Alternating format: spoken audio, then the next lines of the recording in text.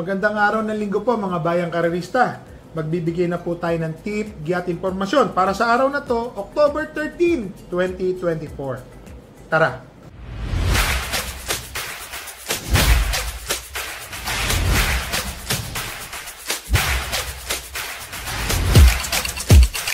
So mga bayang karerista, 23rd Club Don Juan Racing Festival, second day, araw ng Sunday.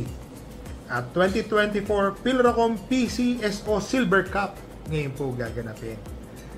Wow! Ang start time po ng karera ay sa ganap na 1:30 ng hapon. Tanghali po. Ito, pakita ko lang po sa inyo ang kopya natin. Okay. Mahirap ng karera.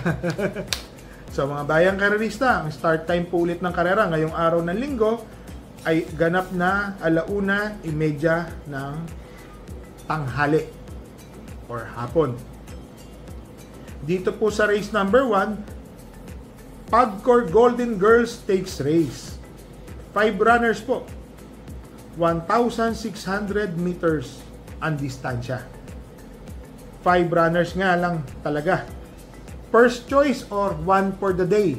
Entry number 2, Peros Treasure. Peros Treasure, mga bayang karerista, tingin ko po, panolo. Para sa akin po yan, ha. So, race number 1, entry number 2, one for the day. Peros Treasure, entry number 2. Dito na tayo sa race number 2, Congressman Mikey Arroyo Trophy Race. 1,400 meters, 9 runners. First choice po, entry number 6, Grand Jackpot, imported na kabayo. Tingin ko po, malaki po ang panalo nito, mga bayang karerista. Para sa akin po, Grand Jackpot, may 1.27 po ito sa distansya. Second choice po, entry number 5, Stripe of Pink, another imported runner. So, tingin ko po, may panalo, deremate, marunong sumunod. Pwedeng mauna, pwede pong sumunod. So, dito po sa race number 3, first choice po, entry number 6, Grand Jackpot. Second choice, entry number 5, Stripe of Pink. Dito na tayo sa race number 3, 1,800 meters, PCSO Silver Cup. Wow, inaabangan po ng lahat. 11 runners. First choice po, couple entering 1 and 1A, Basheru and 1A War Cannon. Bakit po? Ang inam po ng panalo ni Basheru. Para sa akin po, medyo dalawa pa sila, mga bayang karerista, mga classmates, dalawa pa sila. So parehas po may panalo para sa akin. Basheru, magaling na kabayo, JB Hernandez. War Cannon, John Alvin Guse, deremate. Isang matulin, isang deremate. Second choice ko po dito, entry number 8, Don Julio. Balita ko po, batak na batak po si Don Julio ngayon sa mga trangko. Mainam po ang kanyang mga kinikilos at pinapakita. Tingin ko po, malaki po ang panalo ni Don Julio. Third choice po, entry number 7, Jungkook. Jungkook po, Mark Alvarez. Alam naman natin si Jungkook, ilang beses niya nang tinalo si Don Julio. Pero alam niyo ang karera, nagbabago-bago po yan. Nilagay ko lang po siyang third choice. Naglagay po ako ng fourth choice, Comebacking Boss Emong, entry number 11. Ngayon lang po ulit tatakbo si Boss Emong. Pero balita ko, mainam naman po ang kanyang mga ensayo. Na sana manalo kasi siya po ata ang depending dito. So, alam niyo na, ang karera po, nandiyan dyan. Marami yan. Maraming entry. PCSO Silver Cup. Ang laki po ng premyo. 2.4 million ang first place. So, kahit sino pong manalo, jackpot po. So, dito po sa race number 3, first choice po, couple entering 1 and 1A, Basheru and 1A War Cannon. Second choice, entry number 8, Don Julio. Third choice, entry number 7, Jungkook. Fourth choice po, entry number 11, Boss Emo. Dito na tayo sa race number 4, 1,600 distance po niya, 1,600 meters. Pakarera po ito ni Mandanan Cup. Tama po ba? Mandanas or ano po, kay Mr. Patrick Uy po. Pakalera po nila to ni Mr. Maristela and Mark. Bitin po kasi nakalagay dito. Pasensya na po So race number 4, first choice po entry number 6, Euroclidon. Bakit po si Euroclidon? Ryan Basi po ang papatong. Unang-una po sa lahat, every sweat counts at saka si Sky Story, baka maghabulan po yan sa unahan, mga bayang karerista. Para sa akin po, Euroclidon, malaki po ang panalo. Second choice po, entry number 2, Eutychus. Si Eutychus po, mga bayang karerista ha, may panalo po yan, lalo na po yung distansya, milya. Magkakaroon po ng mga early battle po sa unahan dito. Kung sino po yung makakasunod ng tersero, kwarto, quinto pwesto, tingin ko po yung may mga panalo. So dito po sa race number 4, first choice po entry number 6, Euroclidon. Second choice entry number 2, Eutychus. Dito na tayo sa race number 5, Triple Diamond Gaming Incorporated. Juvenile Stakes Race po ito ha. First choice po, 1,400 meters. First choice po, entry number 5, Catania. JT Pabilik ang jockey. So, Catania po, tingin ko po, malaki po ang panalo ni Catania. Second choice ko po dito, entry number 3, Sunset Beauty. Ito pong si Sunset Beauty, tersero po itong tumapos nung huling takbo niya. Ang lakas din po ng mga nakalaban niya. Ito lang recently na 2-year-old na PCSO maiden race. So, siya po yung nanalo. Tersero pala, si Sunset Beauty. So, dito sa race number 5, first choice po, entry number 5, Catania. Second choice, entry number 3, Sunset Beauty. Dito na tayo sa race number 6, Club Don Juan de Manila Derby. Wow, 5 runners, 1,800 meters. So, solohin ko po ito. Entry number 3, Birchstone. Baba sa laban, magaling na kabayo, tingin ko po gandong mananalo. So dito po sa race number 6, another one for the day, entry number 3, Birchstone. Dito na tayo sa race number 7, 11 runners, 1,400 meter race, High Gain Feeds Trophy race po ito. First choice po, entry number 11, Captain Bob. Itong si Captain Bob, medyo may katagalan pong hindi natakbo. Pero balita natin, matakbo yan. Tingin ko po, malaki po ang panalo ni Captain Bob. Second choice ko po dito, entry number 1, Antonio de la Mugis. Itong si Antonio de la Mugis, mga bayang karerista ha, malaki po ang panalo nito. Matuling kabayo, pwedeng sumunod agad dito. Tingin ko po, kaya po niyang manalo rito. Third choice ko po dito, entry number 3, Juice X Machina. Opo, ito po si Juice X Machina.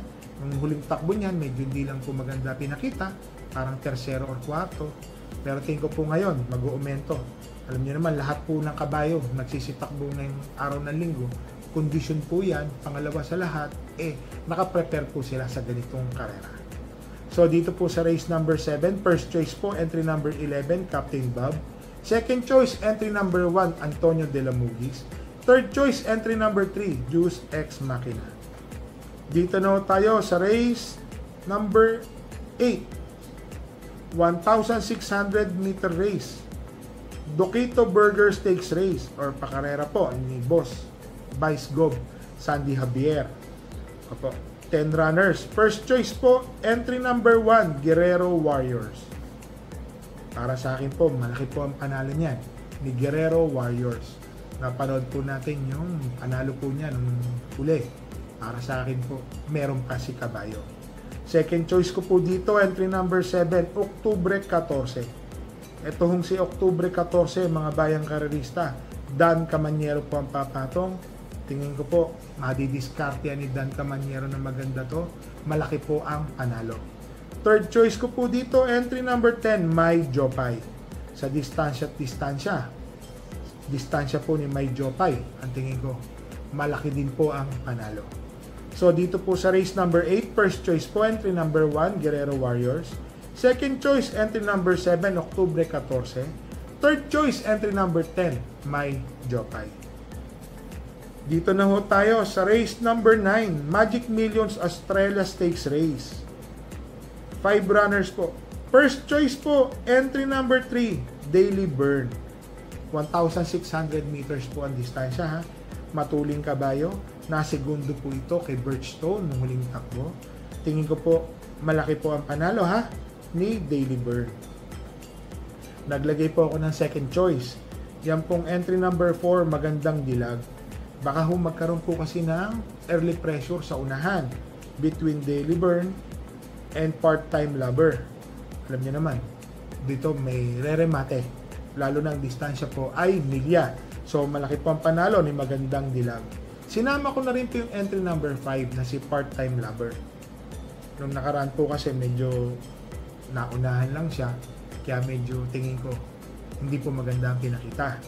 Kung sakali masasabihan niya po si Daily Burn, matatapalan niya to, tingin ko po malaki po ang panalo din niya. So dito po sa race number 9, first choice po entry number 3 Daily Burn. Second choice entry number 4 magandang dilag. Third choice entry number 5 Part-Time Lover. So dito na tayo sa race number 10. Equine International Air Freight Stakes Race. 5 runners po. First choice entry number 1, Senshai Spirit. Matuling kabayo po ito mga bayang karalista ha. Matuling na matuling. Maganda po umerito. Tingin ko po malaki po ang panalo. Basta nakahanda naman po lahat yan. Second choice ko po dito, entry number 8, Eye in the Sky. Alvin Guzzi po ang papatong. Tingin ko po magandang laban yan. Para sa akin po 2-horse race, pero yung uno po kung sakaling batak na batak yan, mahihirapan po sila dyan. So dito po sa race number 10, first choice po entry number 1, Senshai Spirit. Second choice entry number 3, Eye in the Sky. Dito na tayo sa race number 11, Okada Manila Cup. Karera po yan ng Okada. 12 runners po. First choice po entry number 12, Sandigan. Ang ganda ng numero, nasa labas. Si Sandigan po, matuling kabayo, marunong din po itong sumunod. Sa tingin ko po, malaki po ang panalo ni Sandigan. Second choice ko po dito, entry number 8, Ano 96. Alam niyo naman, inaabangan ko po ito. Alam naman natin, lahat sila naganda para sa karera na to. So sa tingin ko po, malaki po ang panalo nito. Third choice ko po dito, entry number 3, High Society. High Society, mga bayang karalista, may natatandaan po akong takbo nito. 1.25 hanggang 1.26 medyan, sinetsyempo niya. Sa same distance, tingin ko po, malaki din po ang panalo. So mga bayang karalista, ang hirap po ng karera. Congratulations po sa 23rd Club Don Juan de Manila Racing Festival at sa PCSO Silver Cup. So, ito po. Baon po tayo ng tubig at payong ha, mga bayang karalista. Nag-uulan sa hapon, tubig na mainom. Ang start time po ng karera ay sa ganap na 1:30 ng tanghali. Yun po. So, pakita ko lang po ulit sa inyo ang ating kopya.